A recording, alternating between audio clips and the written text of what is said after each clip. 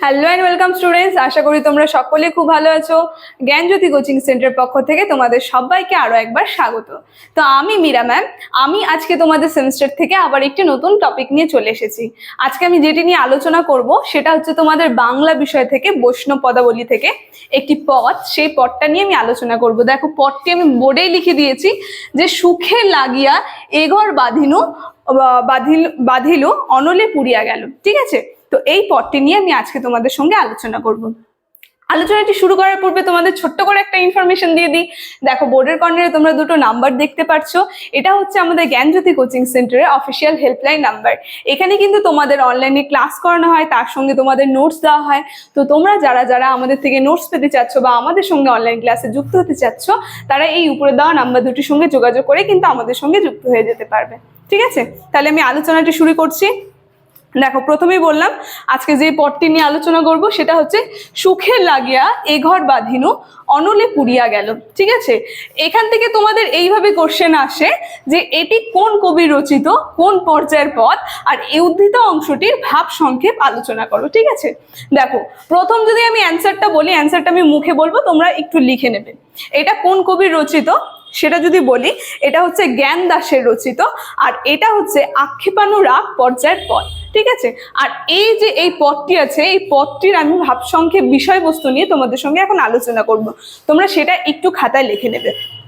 সেটা হচ্ছে চৈতন্য পরবর্তী যুগে এই একজন বিখ্যাত বৈষ্ণব কবি হচ্ছে জ্ঞান দাস। আর এই আক্ষেপানুরাগ পর্যায়ে আমরা দেখব যে কৃষ্ণের প্রেমের জন্য রাধার যে বিরহ, ঠিক আছে, রাধার বিরহ এটার মধ্যে উঠে আসছে।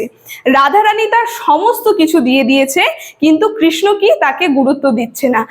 এই যে রাধার প্রতি কৃষ্ণের অবহেলা, এই আক্ষেপানুরাগ পর্যায়ে কিন্তু একটা গুরুত্বপূর্ণ বৈশিষ্ট্য।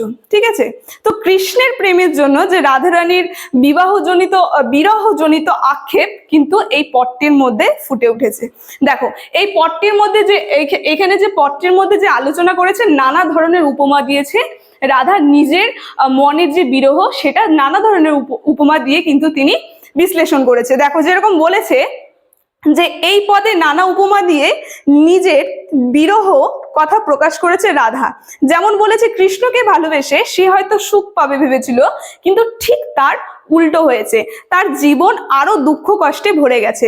যেমন আরো বলেছে যে চাঁদের মতো, চাঁদকে ভালোবেসেছিল যে চাঁদের মতো একটা শীতল ছায়া পাবে, কিন্তু তার পরিবর্তে তার কি হলো, সূর্যের মতো একটা প্রখর তাপ তাকে অনুভব করতে হচ্ছে। ঠিক তার জীবনে উল্টোটা হয়ে আসছে। ঠিক আছে, তারপরে বলেছে এই পদটির মধ্যে বলেছে তিনি কি করেছে, কৃষ্ণকে সারা জীবন তার সর্বস্ব দিয়ে ভালোবেসেছে, তার জন্য সমস্ত কিছু ত্যাগ করেছে, কিন্তু সেই কৃষ্ণই আজ তাকে গুরুত্ব দিচ্ছে না। এগুলো কিন্তু আলোচনা করেছে এই পদটার মধ্যে। তারপরে আবার বলেছে যে এগুলো সমস্ত কারণের জন্য কিন্তু তিনি কৃষ্ণকে দোষারোপ করছে না, এগুলো সমস্ত কারণের জন্য কিন্তু তিনি নিজের ভাগ্যকে দোষারোপ করছে।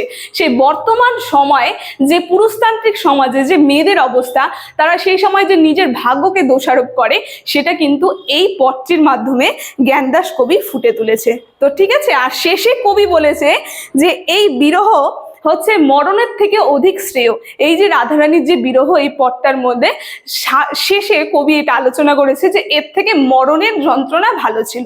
তো এই পদটির মধ্যে দিয়ে আমরা দেখলাম যে রাধারানীর হৃদয়ের বেদনা এবং বিরহের আক্ষেপ কিন্তু এই পদটার মধ্যে ফুটে উঠেছে। ঠিক আছে, তো আজকের আলোচনার বিষয়বস্তুটা এতটুকুনি ছিল। আলোচনাটি আমি এখানেই শেষ করছি। আশা করি তোমরা বুঝতে পেরেছো। ভিডিওটি যদি তোমাদের ভালো লেগে থাকে, অবশ্যই like, comment, share and subscribe করে দেবে। Thank you.